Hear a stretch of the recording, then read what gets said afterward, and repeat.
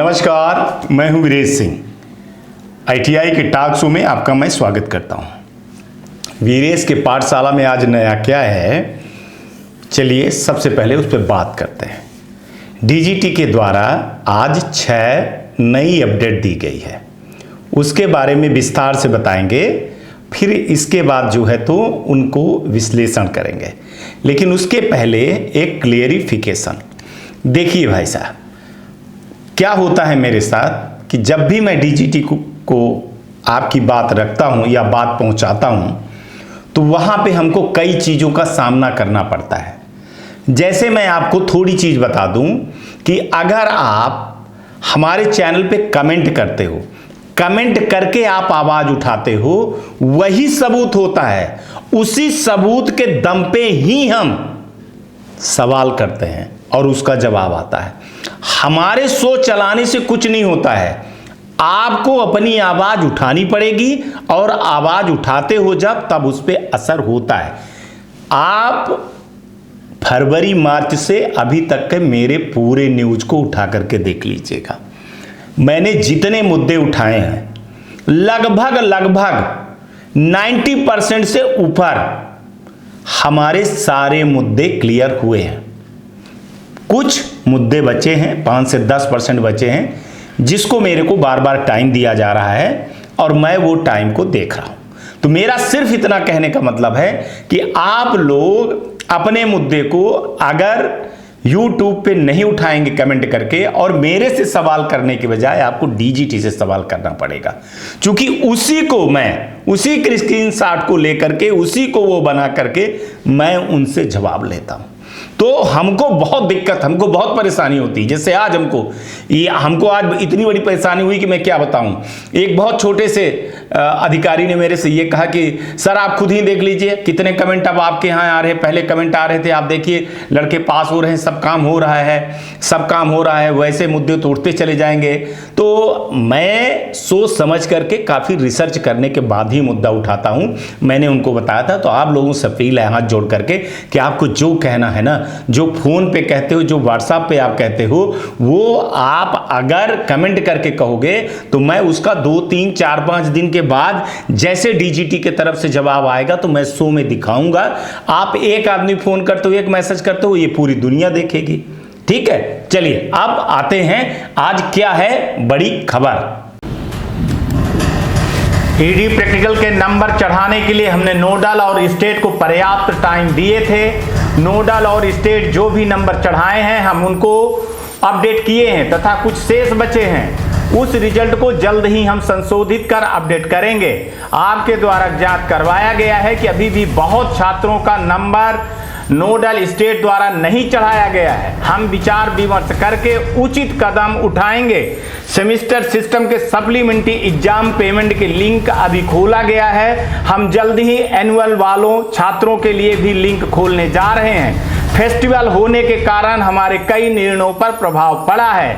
हम जल्दी ही पूरा करने में लगे हुए हैं। सेमेस्टर तथा एनुअल सप्लीमेंट्री छात्रों के नाम अगर पोर्टल पर प्रदर्शित नहीं हो रहे हैं तो आईटीआई हमसे ईमेल द्वारा संपर्क कर सकते हैं। मार्कशीट एनटीसी संबंधित विषयों पर हमारा ध्यान है। हम जल्दी ही अपडेट करने की कोशिश में लगे हुए हैं। हमारा ध्यान अभी 25 नवंबर के एग्जाम में है। हम छात्रों के हित में फैसले लिए हैं और लेते रहेंगे। कुछ विसंगतियां हैं जिन्हें हम तत्काल तंदुरुस्त करने में लगे हुए हैं। ईडी प्रैक्टिकल के सप्लीमेंट्री एग्जाम को लेकर हम योजना बना रहे हैं और जल्दी ही इसकी सूचना जारी करेंगे। तो चलिए विश्लेषण कर लेते हैं पहले। तो जो पहला ये बोल रहे हैं कि ईडी प्रैक्टिकल नंबर चढ़ाने के लिए हमने नोडल को पर्याप्त टाइम दिए थे, ये सच बात है। ये मैंने गोल्डन टाइम था। मैं चिल्ला के कितनी बार, ये जून में ही खत्म हो गया था भाई साहब। फिर जून, जुलाई, अगस्त, सितंबर में मैंने हाथ जोड़ करके किसी तरह से लड़ झगड़ करके ये खुलवाया और 27 तारीख से खुले थे। लगभग 1 महीना खुला रहा, लेकिन अब नहीं चढ़ाए तो अब उस पर क्या किया जा सकता है। ठीक है, दूसरी बात ये थी कि जो नंबर कई बार नोडल ने चढ़ा दिया है, कई स्टेट वालों ने भी चढ़ाया है। और एक चीज आई है, कल हमको आईटीआई वाले ने बताया कि सर अभी भी स्टेट में नंबर बचे हुए हैं, जिनको स्टेट वाले ये कह रहे हैं कि हमको पर्याप्त टाइम नहीं मिला है नंबर चढ़ाने के लिए। तो देखिए इस पे मैं थोड़ा सा अगर सही बात करूं तो देखिए इतना टाइम 27 तारीख से लेकर के अगर 20 तारीख की बात करूं, 20-22 तारीख तक की बात करूं या 14 तारीख तक की बात करूं तो काफ़ी टाइम हो जाता है।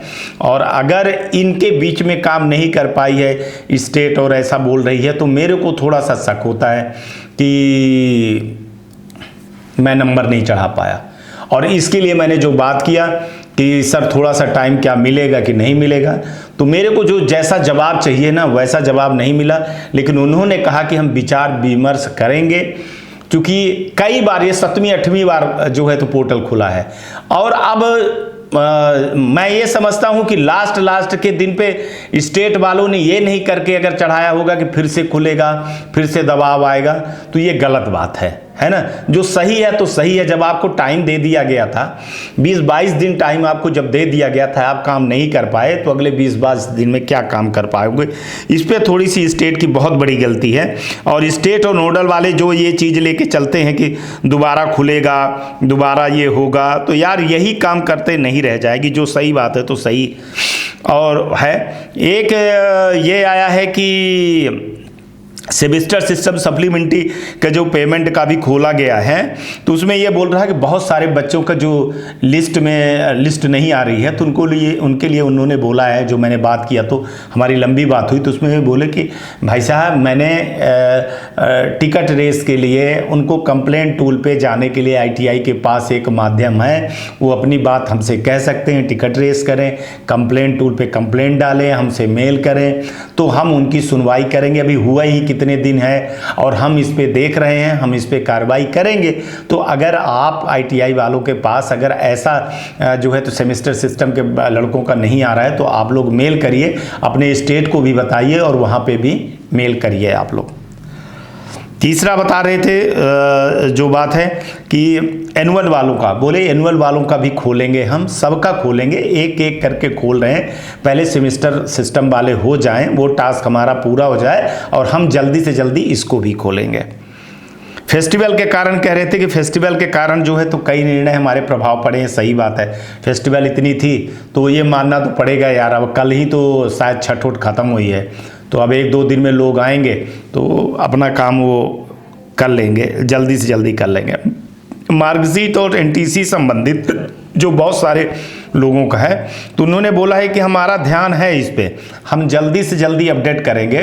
कुछ थोड़ा सा विप्रो के साथ में दिक्कत हो रही है तो विप्रो और वो समन्वय अपनी बैठा रहे हैं और उसको बैठाने के बाद वो जल्दी से जल्दी आपका जो मार्कशीट वाला मामला है, रिजल्ट वाला मामला है। एक राजस्थान के सर थे तो उनको DGT ने फ़ोन ही कर दिया था कि मैडम ने कि सर आपका हो जाएगा 24 घंटे के अंदर, लेकिन वो DGT के तरफ से ये गलती नहीं है। मैं आज बात किया और देखा भी मैंने, वो थोड़ा सा विप्रो के पास गलती हो रही है। विप्रो के पास क्यों गलती हो रही मैं आपको बताऊंगा, अभी बताऊंगा मैं, थोड़ी देर में मैं बता रहा हूं।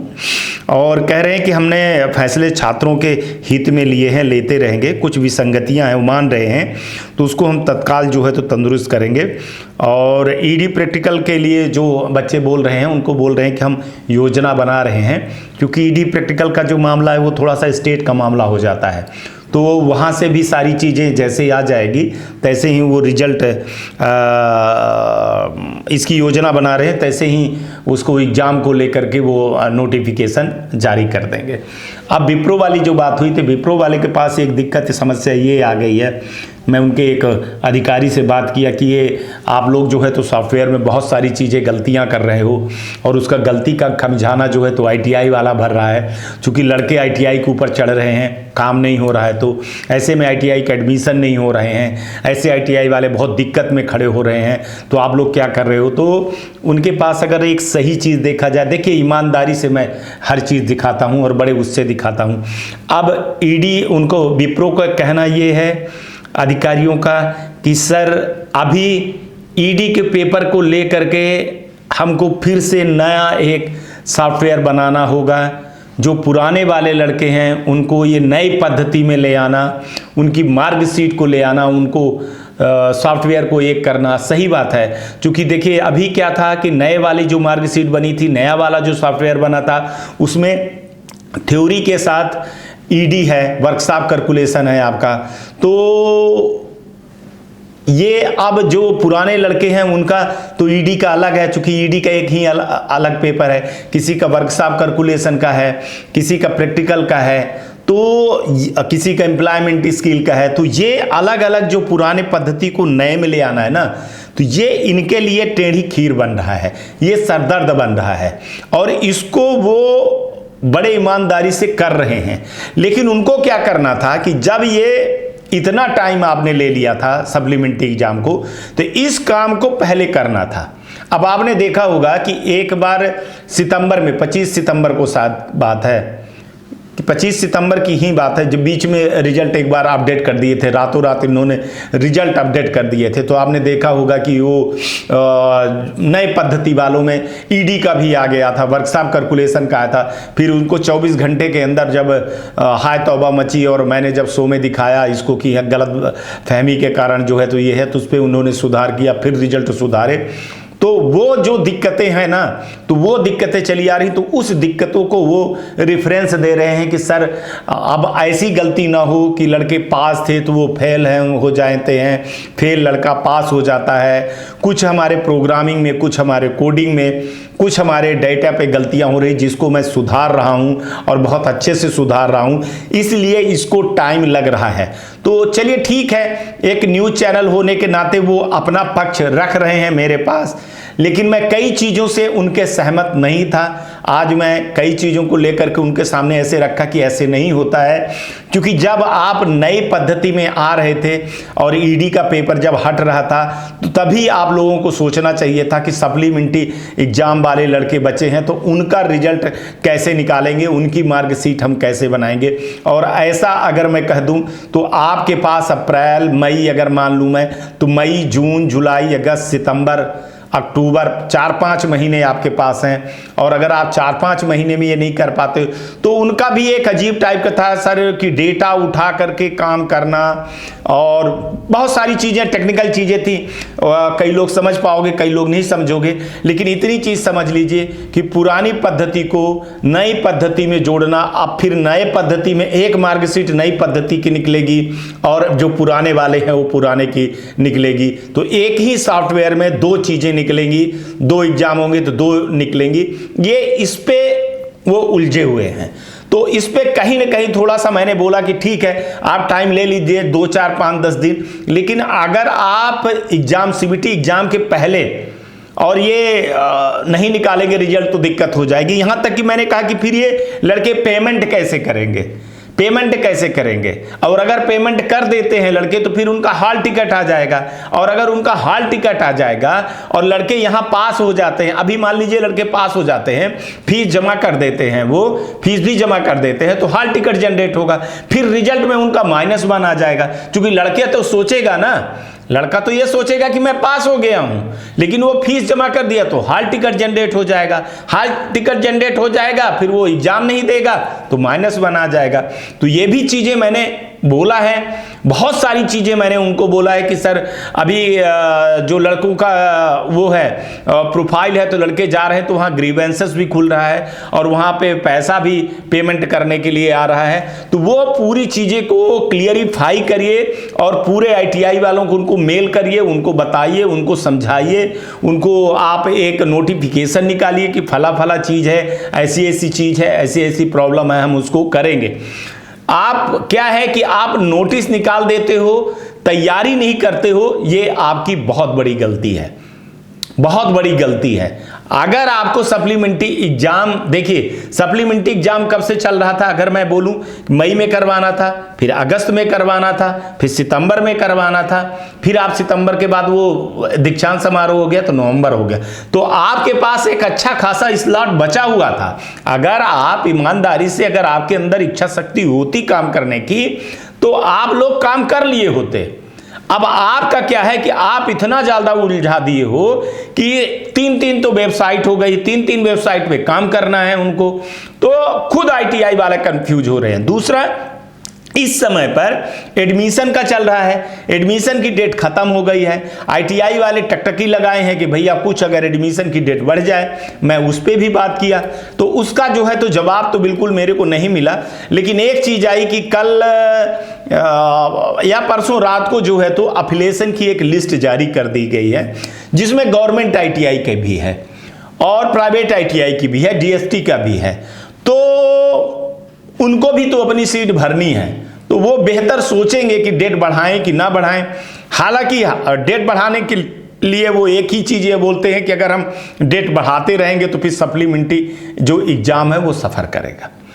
हाँ ठीक है, वो मैं मानता हूं कि सफर करेगा, लेकिन अगर आईटीआई वाले के पास सीट ही नहीं भरेगी, लड़के नहीं आएंगे तो क्या। हालांकि जो एसोसिएशन वालों ने लेटर दिया, उस लेटर मेरे पास कहीं से लेटर आ गया था तो मैं उस लेटर का रेफरेंस दिया।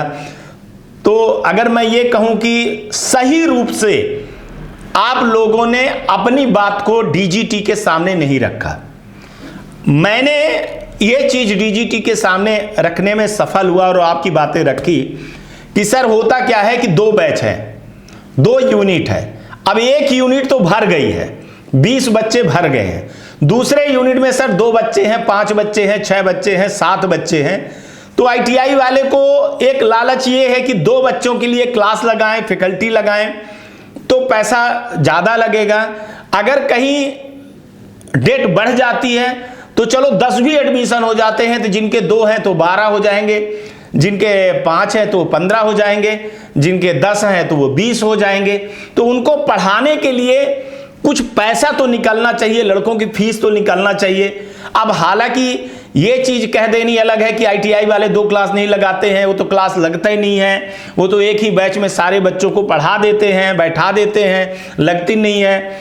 अब हमारी बात को गलत कहना एक अलग चीज है, लेकिन मैं सब आईटीआई के साथ में ऐसी चीजें तो नहीं कह सकता हूं ना कि हर आईटीआई वाला ऐसे कहता है करता है। मैं जहां तक जानता हूं तो हैं इस दुनिया में ऐसी आईटीआई कि जो अलग अलग बैच पढ़ाते हैं। एक सुबह का बैच है, एक उनका दोपहर का बैच है, तो 20 बच्चे अभी भी पढ़ रहे हैं, फिर 20 बच्चे प्रैक्टिकल करने चले गए तो 20 बच्चे थ्योरी हैं। तो आज हम ये बात रखने में रखें कि सर दूसरा जो शिफ्ट है, पहले शिफ्ट के लिए तो भर गई है सीट, माने 20 एडमिशन तो हो ही गए हैं, लेकिन दूसरी जो शिफ्ट है उस शिफ्ट में जो है उस यूनिट में कम बच्चे हैं, किसी के यहाँ 2 है, कोई 1 बच्चा है, 4 बच्चा, 5 बच्चा, 6 बच्चा, 7 बच्चा लिया है। तो अगर मेरे हिसाब से अगर 10 दिन भी अगर डेट बढ़ जाती, 15 दिन भी डेट बढ़ जाती तो लालच है ही।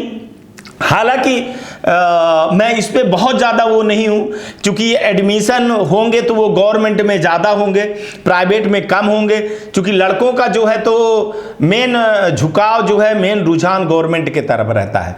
वो भले आपके यहाँ वो फिटर और इलेक्ट्रिकल ना पाएँ, वहाँ जा कर के वो छोटी सी ब्रांच पा जाए कुछ, या डीएसटी में पा जाए, लेकिन वो गवर्नमेंट करना बेहतर समझते हैं। लेकिन अब चूंकि वो लिस्ट एफिलिएशन वाली लिस्ट निकाल दिए हैं तो उनके ऊपर एक दबाव आएगा। लेट अस सी, देखिए क्या होता है। लेकिन मैं एक इसलिए बोल रहा हूं कि अगर एसोसिएशन के लोग कोई सुन रहे हैं तो कृपया आप लोग जब लेटर बनाते हैं तो उसको विस्तार से आप लोग सारी चीजें अपने रखा करिए। ये आप मांग नहीं कर सकते हैं कि हम जो है तो डेट बढ़ा दीजिए। डेट बढ़ाने के पीछे आपको लॉजिक रखना पड़ता है। जैसे मैं अपना जो शो चलाता हूं, शो चलाने और सवाल रखने के पीछे मैं लॉजिक रखता हूं।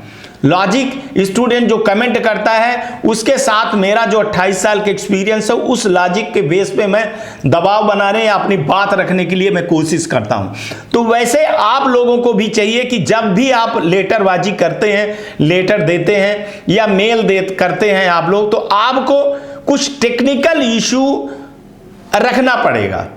जैसे अगर आप लोग ये रखते, कई मध्य प्रदेश के एसोसिएशन, राजस्थान ने भी भेजा है, हरियाणा, पंजाब, उत्तर प्रदेश ने भी भेजा है, बिहार ने, झारखंड के लोगों ने भी भेजा। मेरे को पता चला, कल पता चला हमको डीजीटी से बहुत सारे लेटर आए हैं, ये आए, लेकिन हर एक लेटर में डेट बढ़ाने की मांग मांगी गई।